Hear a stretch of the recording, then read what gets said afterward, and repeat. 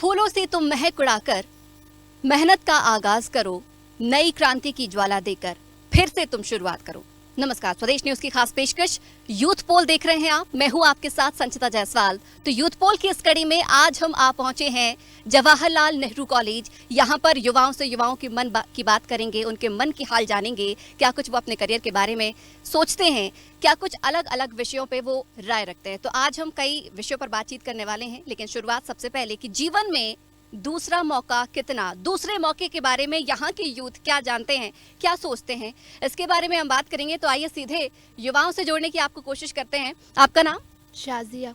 जीवन में दूसरे मौके से कितना आप ताल्लुक रखती है, क्या मानती हैं कि लाइफ में सेकंड चांस मिलना चाहिए, और क्या क्या इसको लेकर क्या सोचती हैं? फर्स्ट लाइफ में जैसे हम कभी कुछ कर नहीं पाते, अगर हमारे को लाइफ में सेकंड चांस मिला है तो हमें वो सेकंड चांस गंवाना नहीं चाहिए, क्योंकि इसलिए फर्स्ट चांस में तो इंसान के समझ में ही नहीं आता कि हम भाई जो चीज़ कर रहे हैं वो हमें कैसे करना चाहिए, कैसे नहीं करना चाहिए। अगर वही चीज़ अगर सेकंड टाइम हमें चांस मिल रहा है तो भाई उस चीज़ का बहुत फ़ायदा उठाया जाए, क्योंकि फर्स्ट चांस से हमें समझ आती है, सीख मिलती है कि हमें क्या करना चाहिए और क्या नहीं। इसलिए अगर लाइफ में सेकंड चांस मिले तो उसे गंवाना नहीं चाहिए और उसमें हमेशा सक्सेस होना ही चाहिए। तो बहुत अच्छी बात कही आशा जी, आपकी बात से पूरे मैं सहमत हूँ। आपका नाम, इंट्रोडक्शन दीजिए। मेरा नाम क्रिस्टीना विल्सन है और मैं जवाहरलाल नेहरू कॉलेज की थर्ड ईयर की मैं स्टूडेंट हूँ। क्रिस्टीना, जिस तरीके से अभी इन्होंने बात की है कि दूसरा मौका मिलना चाहिए, तो क्या लगता है आपको हर यूथ कहीं ना कहीं अपनी लाइफ में क्या सेकेंड चांस लेता ही है? बिल्कुल लेता है, क्योंकि जब हम पहले अगर एक केस देखा जाए, जब हम नहीं समझ पाते हैं कुछ चीज़ों को हमारी लाइफ में कि ये करना है कि नहीं करना है और ये हमारे लिए सही है कि नहीं, क्योंकि उस टाइम हमें इतनी उस तरीके से गाइडेंस नहीं मिलती है।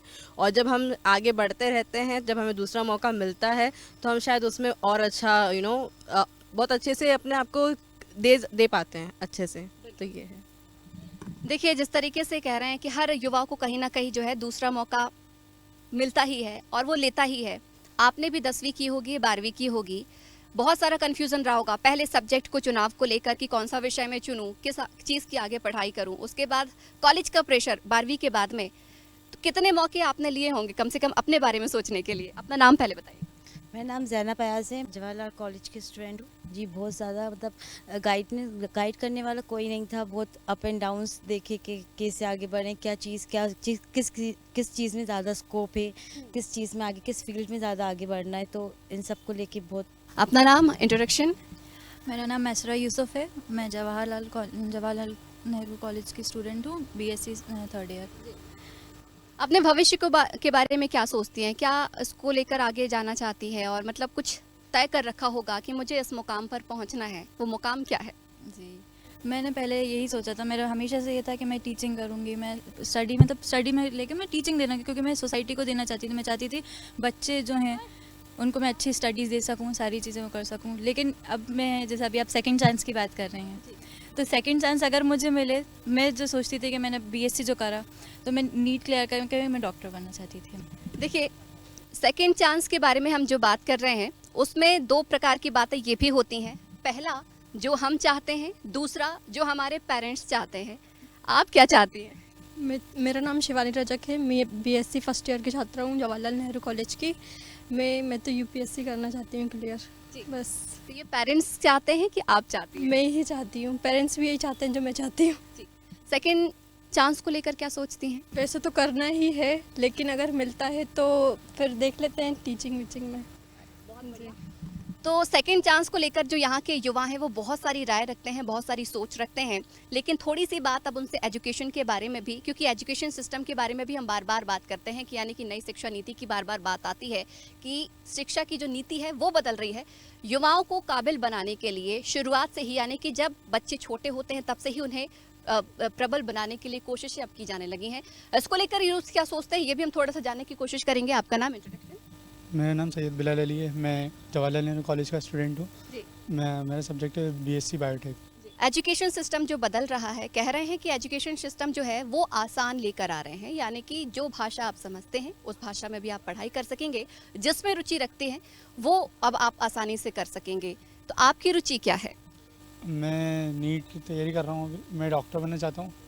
एंड मैं फर्स्ट अटैम्प्ट दे चुका हूँ। मेरे फर्स्ट अटैम्प्ट में 50 मार्क्स रह गए हैं, लेकिन मैं सेकंड चांस इंशाल्लाह ट्राई करूँगा कि I want to become a doctor. बिल्कुल, बहुत बहुत शुभकामनाएं भी हमारी। अच्छा, आप में से कोई भी बताना चाहेगा कि जिस तरीके से देखा जाए हमारे जो बड़े हैं, बुजुर्ग हैं, वो बार बार शिक्षा को लेकर महत्ता देते आए हैं। हमारी सरकार भी कह रही है पढ़ाई करो, जितना पढ़ना है पढ़ो, हम मदद करेंगे, लेकिन पढ़ाई ज़रूरी आपके जीवन में क्यों है? कुछ कहेंगे, पढ़ाई क्यों ज़रूरी है? मैम, पढ़ाई इसलिए भी ज़रूरी है क्योंकि हमारा नॉलेज भी बढ़ता है और इससे हम पढ़ेंगे तो हमको रोज़गार भी अच्छा मिलेगा पढ़ाई लिखाई से। रोज़गार है? रोज़गार अभी तो नहीं है मैम, अगर कुछ बन जाएंगे पढ़ लिख कर तो। आप भी मानते हैं रोज़गार है? रोज़गार तो जब ही मिलेगा ना, जब हमें शिक्षा मिलेगी और हम एजुकेशन को लेंगे अपने अंदर जब भी। तो आप मानते हैं जो सरकार है वो रोज़गार दे रही है, पर्याप्त पद हैं? नहीं, सरकार बोलती है रोज़गार देंगे, लेकिन वो झूठे वादे हैं उनके। स्पोर्ट्स के बारे में भी हम कई बार बात करते हैं, एंटरटेनमेंट फील्ड के बारे में भी बात करते हैं। क्या लगता है स्पोर्ट्स के बारे में? क्रिकेट को तो तवज्जो मिलती है, बाकी खेलों को कहीं ना कहीं नहीं मिलती, उतना खिलाड़ियों को भी नहीं चीज़ें मिल पाती हैं सरकारी। स्पोर्ट्स को लेके क्या सोचना है आपका? मैम देखिए, सब स्पोर्ट्स एक जैसे होते हैं, मतलब ऐसा नहीं। आजकल सभी स्पोर्ट्स को महत्व दिया जा रहा है। जैसे हॉकी है, वो भी आजकल उभर रहा है। हॉकी हमारा नेशनल गेम जो है, तो यही नहीं कि क्रिकेट मेन है, पर हॉकी है, जैसे बैडमिंटन है, ये सब भी गेम्स धीरे धीरे आगे आ रहे हैं। थोड़ा सा एंटरटेनमेंट सेक्टर की तरफ बढ़ जाते हैं, बॉलीवुड सेक्टर की तरफ बढ़ जाते हैं। जिस तरीके से आजकल देखा जाए इंडस्ट्री में बार बार बायकॉट की बातें उठती हैं, आजकल आपने भी देखा होगा हर चीज़ का एक ट्रेंड चल गया है, हैशटैग बायकॉट फलानी फिल्म, बायकॉट फलानी फिल्म, किसी चीज़ में किसी बात का मुद्दा बन गया, किसी फिल्म का किसी बात का मुद्दा बन गया। इसको लेकर आपकी राय क्या है? क्या सोचना? हर चीज़ को जो है हमारे दर्शक क्या बायकॉट आजकल कर रहे हैं, हर चीज़ को त्याग रहे हैं, उसको लेके क्या सोचना है? क्या वाकई ये ज़रूरी हो गया है आजकल कि हर चीज़ को बायकॉट किया जाए? बात है कि अब आपके पास बोलने का वो फ्रीडम है, तो ज़रूरी नहीं है आपको हर चीज़ में बोलना होता है। अगर कुछ चीज़ चल रही है और जो बहुत ज़्यादा ट्रेंडिंग बन जाती है और बहुत ज़्यादा लगता है कि बहुत ज़्यादा ऊपर बहुत ज़्यादा पॉपुलैरिटी मिल रही है, तो उसमें सबको अपनी कुछ पॉइंट रखने की ज़रूरत नहीं होती है। बट फिर वही बात है कि अब आपके पास बोलने की फ्रीडम है तो सब लोग बोल सकते हैं, तो इसी वजह से जो ट्रेंड चलता है, जैसे बॉयकॉट करना, ये चीज़ बॉयकॉट कर रहे हैं, बस बैन लगाना है सब चीज़ों पर, ये चीज़ थोड़ा सा। आपको भी फिल्में देखना पसंद है? Yes ma'am, my name is Lubna Rafiq, मैं जवाहर कॉलेज की स्टूडेंट हूँ। मैं बीएड कर रही हूँ, मेरा लास्ट ईयर है ये। मैम, अभी हाल आपने बात की बायकॉट की, मतलब कि ये ज़रूरी है या होना चाहिए, तो मैम मैं इससे बिल्कुल सहमत नहीं हूँ। मेरा ये मानना है कि बॉलीवुड पहले से बोला गया है कि ये एक एंटरटेनमेंट है, तो क्यों हम उसे अपने धर्म से, अपने रिलीजन से, अपने समाज से, सोसाइटी से मिलाकर उसको देख रहे हैं। अभी मैम आमिर खान की रिसेंट फिल्म आई लाल सिंह चड्ढा, उसका बायकॉट हुआ।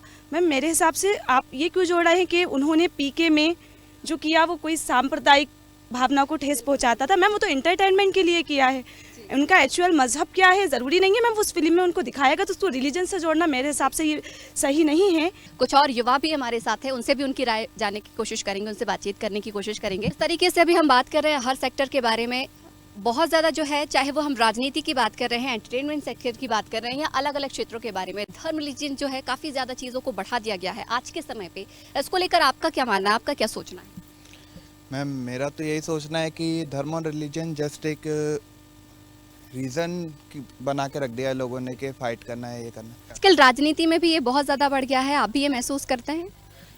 मैम करता तो हूँ, लेकिन I am not interested in politics very much. तो हम अपना वोट भी देते हैं, हमारा एक वोट भी जो है बहुत मायने रखता है। आप भी मुझे लगता है इस बात से ताल्लुक़ रखते होंगे, आप 18+ होंगे, वोट दिया होगा या इस बार देंगे, क्या सोच कर देंगे? कुछ तो सोचा होगा, क्योंकि हमारा फ़र्ज़ भी है। मैम मेरा तो यही सोचना है, एक्चुअली मेरी फैमिली में भी काफ़ी जन हैं जो इन पॉलिटिक्स में इन्वॉल्व हैं। मेरा तो बस यही मानना है कि वोट हम दे रहे हैं, अगर वो अपना काम पूरा करें, सही तरीके से करें, कॉज सेवा ही सब कुछ है।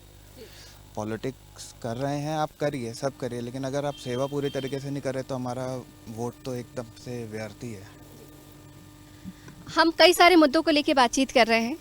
अच्छा, आप नहीं कुछ कहना चाहेंगे? ठीक है, आपसे भी वापस हम बातचीत करेंगे। पॉलिटिक्स को लेकर थोड़ा बहुत आपसे भी चर्चा राय जानेंगे। 2023 चुनाव होने वाला है, आपने बहुत सारी बातें इसके बारे में भी सुनी होंगी। अगर आपको मौका दिया जाए एक नेता चुनने का, उस नेता को आप किस प्रकार से सोचते हैं कि एक नेता कैसा होना चाहिए, किस टाइप का होना चाहिए? एक नेता ऐसा होना चाहिए जैसे मतलब उसको अपने रिलीजन से ना जोड़े, जब अपने वोटों को अपने रिलीजन से ना जोड़े, वो अपना मतलब पूरे सपोर्ट दे, जो वोट देते हैं उनसे उनका साथ दे और उनके बातों को आगे रखे और उनका पूरा काम करवाएं। आप जब जाएंगे वोट देने के लिए क्या सोच कर जाएंगे? एक माइंड में आपने सेट किया होगा। मैम जो पॉलिटिशियन अगर जो एजुकेशन पे बात करेगा, जो पॉलिटिशियन, क्योंकि मुझे नहीं लगता एमपी में अभी एजुकेशन है, क्योंकि प्राइवेट स्कूल्स को यहाँ ज़्यादा इम्पोर्टेंस दी जाती है। अपन अगर बात करें गवर्नमेंट को ज़्यादा फोकस गवर्नमेंट स्कूल्स पे करना चाहिए। कॉलेज हमेशा गवर्नमेंट बेटर होता है, उसकी सीट की लड़ाई होती है। अगर जब बात आती है स्कूल की तो वहाँ जाकर क्यों ऐसा होता है कि लोग प्राइवेट स्कूल्स चूज़ करते हैं। ये चीज़ गवर्नमेंट इसकी बात करे और रिलीजन पे सबके साथ करे दे और यूथ पे नया एजुकेशन सिस्टम बहुत स्ट्रांग होने की ज़रूरत है भोपाल में, इसकी कमी महसूस करते हैं? जी, और प्रैक्टिकल होनी चाहिए हर चीज़ प्रैक्टिकली एजुकेशन के थ्योरी पर अंदर। ना जाके प्रैक्टिकली दोनों पे जोर देना चाहिए, क्योंकि ज़्यादातर थ्योरी पे देते हैं लेकिन प्रैक्टिकल पे भी ज़्यादा फोकस करना चाहिए इंडियन एजुकेशन सिस्टम में। बिल्कुल। देखिए, एजुकेशन के बारे में भी सरकारें जो हैं बार बार बातें कर रही है, लेकिन उस एजुकेशन के बाद में बात आती है जॉब की, जो मुझे लगता है आप सभी कोशिश कर रहे हैं, पढ़ाई भी आप लोग इसीलिए कर रहे हैं कि एक अच्छी फील्ड में जाएं, कुछ अच्छा जीवन में बेहतर करें, जॉब लगें। लेकिन बात आ जाती है वैकेंसी की। क्या आपको लगता है कि पर्याप्त वैकेंसी हैं? अगर आप जिस सेक्टर में, गवर्नमेंट सेक्टर में जाना चाहेंगे तो आपको नौकरी तुरंत मिल जाएगी, वहाँ पे कंपटीशन नहीं है? नो मैम, कंपटीशन तो अभी के तौर पे हर जगह है, बट कहीं नॉलेज और स्किल्स की भी कमी है और कहीं वैकेंसी की भी कमी है। जहाँ स्किल्स हो रही है वहाँ डिग्रियाँ देखी जा रही हैं, वहाँ कम्युनिकेशन स्किल्स नहीं देखी जा रही मेरे अकॉर्डिंग। अगर स्किल्स को देखते हुए जॉब प्रोवाइड करेंगे तो वो बेटर होगा अपनी कंट्री के लिए भी और उसके लिए भी। यानी कि सरकारें जो जॉब दे रही हैं यूथ को देखकर, मतलब उनकी इच्छाओं के अनुरूप या उनकी काबिलियत के अनुरूप जॉब दे रही है, लेकिन जॉब पर बात आती है, वही बात बार बार आ जाती है कि वैकेंसीज नहीं है। आपका क्या मानना? मैम, जैसे स्किल्स आप बोल रहे हो तो उसका मतलब ये है कि जिसको जो जॉब मिल रही है वो उसके काबिल होना चाहिए। अगर डिग्री में उसने पास कर लिया और लेकिन उसको वो चीज़ आ नहीं रही है तो उसकी वो डिग्री का कोई मतलब नहीं है। तो स्किल के हिसाब से भी डिग्री दी जाए और जॉब भी स्किल्स देख कर ही। लेकिन ये डिग्री तो तब मिलती है ना जिस चीज़ की हम पढ़ाई करेंगे, यानी कि जब बच्चा चुनाव करेगा। ये तो बच्चे के ऊपर डिपेंड करना है कि उसकी इच्छा क्या है, वो चुनाव करेगा। Yes ma'am. क्या किस चीज़ की आप पढ़ाई कर रहे हो, आपको उस पढ़ाई में इंटरेस्ट है कि नहीं है? Yes ma'am. क्या करना है आपको? MPPSC की प्रिपरेशन कर रही हूँ एंड BA सेकेंड ईयर है मेरा ये। तो उसके लिए मैं अभी से अपनी सेल्फ स्टडीज़ वगैरह स्टार्ट कर चुकी हूँ। और इफ़ अगर मेरी MPPSC में नहीं लगी जॉब तो ऐसा नहीं है कि मुझे सेकंड चांस नहीं मिलेगा। मैं एथलीट भी हूँ एक, तो मैं अपना स्पोर्ट्स में दूंगी। अगर मुझे MPPSC में सक्सेस नहीं मिलती है तो मैं अपना स्पोर्ट्स में आगे करियर बनाने के लिए और ज़्यादा मैं रनिंग करती हूँ। रनिंग करती जी। देखिए, रनिंग अगर आप कर रहे हो, आजकल देखा जाए तो काफ़ी ज़्यादा इसमें भी स्कोप बढ़ गए हैं। अभी आपने हाल ही में देखे होंगे जो हमारे MP से, भोपाल से भी कई लोग कई अच्छे अच्छे क्षेत्रों में गए हैं। आजकल देखा जाए खेलों के बारे में भी सांसद कब हुए, विधायक कब हुए, मुख्यमंत्री कब हुए, इन खेलों का भी आयोजन होने लगा है। आपको लगता है स्पोर्ट्स में काफ़ी चांसेस हैं? अगर यहाँ पर चांस नहीं मिले तो स्पोर्ट्स अगर खेला जाए तो वहाँ पर भी करियर को लेकर काफ़ी अच्छे चांसेस हैं? यस मैम, प्रेजेंट डेज में देखा जाए तो स्पोर्ट्स अभी काफ़ी प्रिवलेंट हो गया है। बिकॉज एजुकेशन सिस्टम में तो एजुकेशन तो सब कर ही रहे हैं। जिसका स्पोर्ट्स में मन है तो वो स्पोर्ट्स में भी कर सकता है, ऐसा नहीं है। और स्पोर्ट्स में काफ़ी ज़्यादा ही मतलब अभी काफ़ी यूथ हैं जो जा रहे हैं, ऐसा कर रहे हैं, अपना करियर बना रहे हैं उसमें। तो हाँ, मुझे लगता है कि करियर तो है स्पोर्ट्स में, तो कर सकते हैं आप, ज़रूरी नहीं है। आपका क्या मानना है स्पोर्ट्स और एजुकेशन और अदर फील्ड? स्पोर्ट्स में भी है ना लोगों के करियर बन जाते हैंगे और एजुकेशन कर लें तो फिर जॉब भी है ना प्रोवाइड हो जाती है उन लोगों को।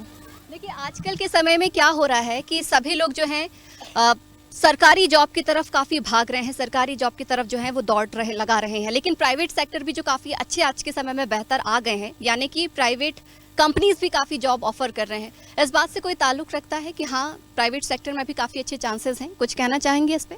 यस मैम, प्राइवेट सेक्टर में भी मैम बहुत ज़्यादा चांसेस है, क्योंकि मल्टीनेशनल कंपनियां भी इंडिया में इस वक्त बहुत ज़्यादा प्रोवाइड है। बहुत सारे लोग मैम वहाँ पर वर्क कर रहे हैं, मैम रात में वो वर्क करते हैं। और मैम कम्युनिकेशन स्किल्स पे अभी बात हो रही थी, तो मेरा ये मानना है कि आजकल मैम स्किल्स पर बहुत ध्यान दिया जा रहा है। जैसे मल्टीनेशनल कंपनी की बात आई तो वहाँ पर एक इंसान लायक है, बट मैम शायद उसने स्टडी इंग्लिश मीडियम से ना की हो, क्योंकि हमारे यहाँ बात की जाती है कि हमारा भारत एक हिंदी राष्ट्र है, मगर जहाँ इंटरव्यू की बात आती है मैम वहाँ पर वो इंग्लिश में प्रोवाइड होते हैं, वो बोल देते हैं I am not comfortable for English, तो मैम वो थोड़ा सा टैग हो जाता है कि आप यहाँ पर जॉब नहीं मतलब नहीं सूटेबल हो पाएंगे, बल्कि वो काबिल हैं, वो लायक हैं। तो मैम जहाँ हमारे इंडिया में ये बात है कि ये एक मतलब हिंदी राष्ट्र देश है, तो मैम इस टाइप की यहाँ पर मल्टीनेशनल कंपनियाँ भी आनी चाहिए कि हम जब इंडिया में रह रहे हैं तो हम इंग्लिश में ही क्यों वर्क करें, हम अपनी भाषा में क्यों नहीं कर सकते। बड़ी अच्छी बात इन्होंने कही है, भाषा जिसे हम कहते हैं एक दूसरे से बात करने का माध्यम, जो आसानी से समझी जा सके, आसानी से दूर दराज बैठे व्यक्ति तक पहुंची जा सके। सरकारें बात कर रही हैं कि बच्चों को अब उसी भाषा में पढ़ाया जाएगा जिस भाषा को वो बखूबी समझते हैं, उस भाषा में ही उन्हें तालीम दी जाएगी। लेकिन ये भाषा अंग्रेजी पे आकर हमेशा से रुक जाती है। आपका भी यही मानना है?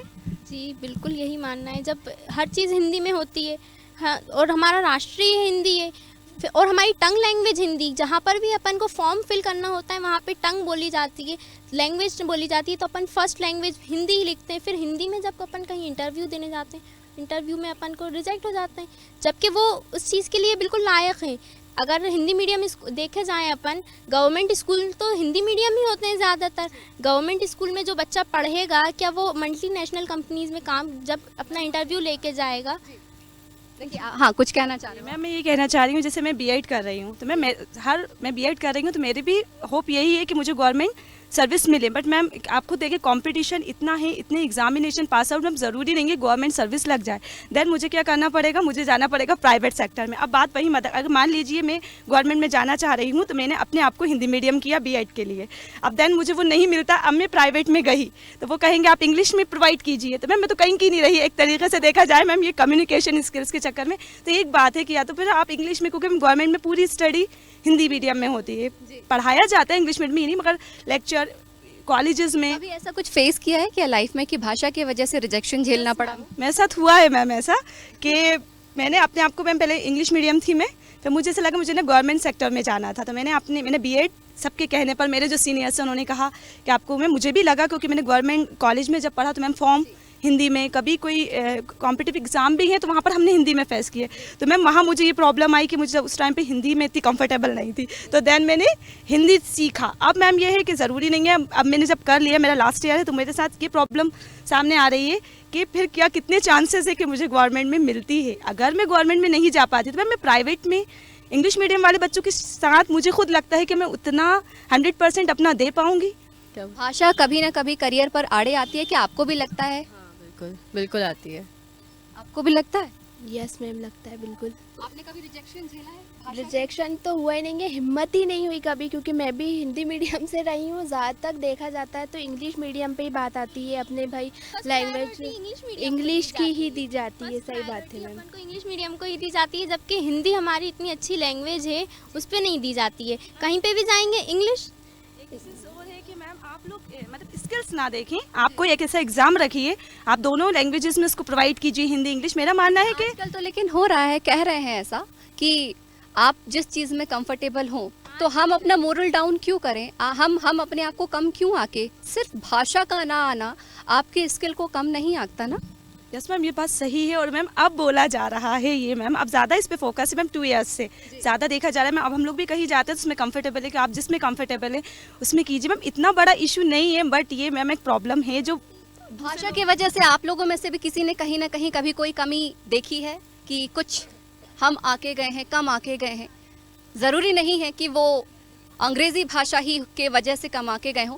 कई बार इंग्लिश मीडियम के बच्चों के साथ भी वो चीज़ें होती हैं जहां उन्हें हिंदी नहीं आती है, तो वो 45, 76, 75 में अक्सर अटक जाते हैं। आपको क्या लगता है?